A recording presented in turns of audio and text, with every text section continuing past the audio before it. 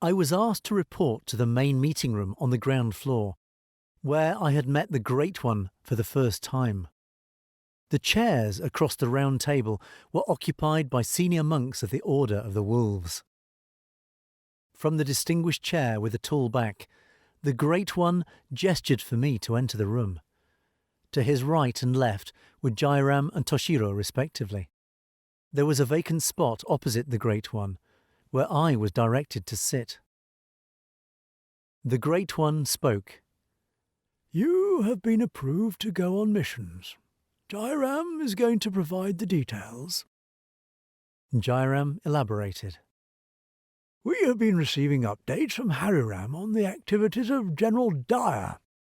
He has created havoc in the east. No soul is safe from him. He is constantly protected by his troops and moves around the region. Therefore, it is not easy to reach him. He has started a new venture where he steals antiques from the native rulers and temples. These antiques are in demand around the world. The loot is smuggled out in batches by ships from Calcutta. The antiques are stored and prepared for shipping at a tribal village in the forest around Rivitishta." I inquired, why are the tribal helping General Dyer? The answer to that question is not straightforward. The tribal are under the influence of a man called Louis Short. He came in as a preacher with the troops but established his sect. By creating illusions and using science unknown to the tribal, he has brought the area under his spell. Reports suggest that he has resorted to cannibalism, which he terms as a sacrifice to the higher beings. Short and Dyer have formed an evil nexus. Your task would be to infiltrate Short's gang. Via Short, arrange to meet Dyer, and then destroy the setup. How do I infiltrate Short's gang? We will provide you with antiques. You will allow yourself to be captured by the tribal. When the tribal learn that you have antiques, they will guide you to Short. Once Short sees you like a bird of his feather, he will ask you to flock with him together." The Great One advised, "This mission is extremely dangerous.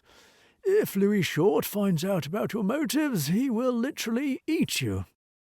We have seen you grow up at this monastery and have no doubts about your capabilities, which were vindicated during the test. Our only concern is about your mental preparedness. Are you ready to take on such assignments?" "Yes, sir." The Great One looked to his left. "Toshiro has prepared a gift for you that, if used correctly, could make you invincible." Toshiro smiled.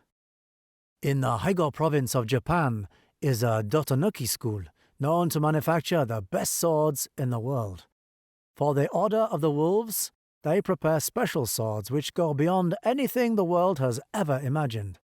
I would like to present you with the Dotonuki Wolf, the long sword, and the Dotonuki Wolf Pup, the short sword." Toshiro stood up from his chair to walk toward the table at a corner of the room. On the table were 2 boxes. One box was about 4 feet long and the other 2 feet. He put the small box on top of the big one and carried them to me. I stood up to accept the gifts and placed the boxes on the table. All of the monks in the room had a smile on their face. It was not often that they presented Dotonuki Wolf and Wolf Pup. It was a special occasion. Toshiro opened the cases. As I looked inside, I was spellbound. The scabbard was in a matte royal blue. The suka, the handle, in dark orange, provided the contrast. The visual effect was like that of an orange sun in a blue sky. An engraved motif of a howling wolf served as a kashira. Toshiro smoothly pulled the blade out of the scabbard and explained, "The blade material utilizes a mixture of advanced materials that we provide to Dotonuki."